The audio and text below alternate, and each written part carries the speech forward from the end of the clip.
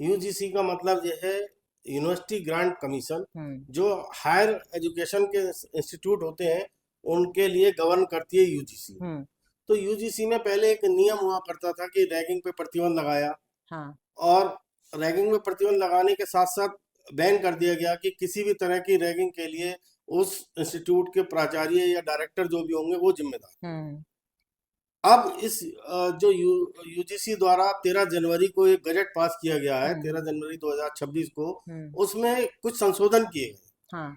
उसमें मेन संशोधन जो सामान्य जाति के लिए है, जो सामान्य जाति इसका विरोध कर रही है, हम्म। उसका मेन कारण ये है कि अभी तक कैंपस में कोई एससी को कुछ कह देता था जनरल जाति का जाति सूचक शब्द लेके, तो उसके खिलाफ मुकदमा हो जाता ठीक है। था।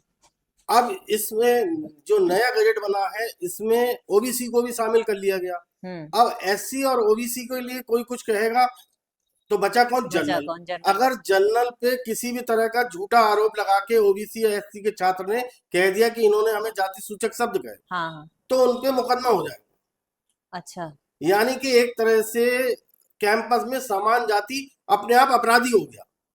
हम्म। अपराधी इस वजह से हो गया कि जब एससी और ओबीसी को ये हम्म।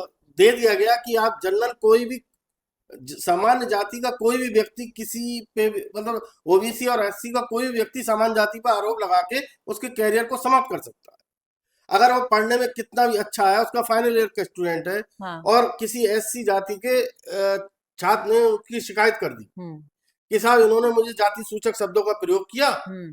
तो उसके लिए एक इसमें प्रावधान रखा गया है, एक समता कमेटी समिति बनाई जाए। हम्म। उस समिता समिति इसका जांच करेगी। अच्छा। उस समिता समिति में एससी के प्रतिनिधि हैं, एसटी के प्रतिनिधि हैं, ओबीसी के प्रतिनिधि हैं, हाँ विकलांग प्रतिनिधि भी हैं, हाँ। मगर सामान्य जाति का कोई प्रतिनिधि नहीं है। तो जब सामान्य जाति का प्रतिनिधि ही नहीं है तो उसकी बात, सामान्य जाति को तो हाँ, दोषी अपने आप ठहरा उसकी दिया बात जाएगा। कौन उठाएगा फिर? उसकी बात कौन उठाएगा? हाँ। तो मेन बात जो है इसका विरोध का सबसे बड़ा कारण यह है कि सामान्य जाति को हम्म। आपने बिल्कुल अलग थलग कर दिया।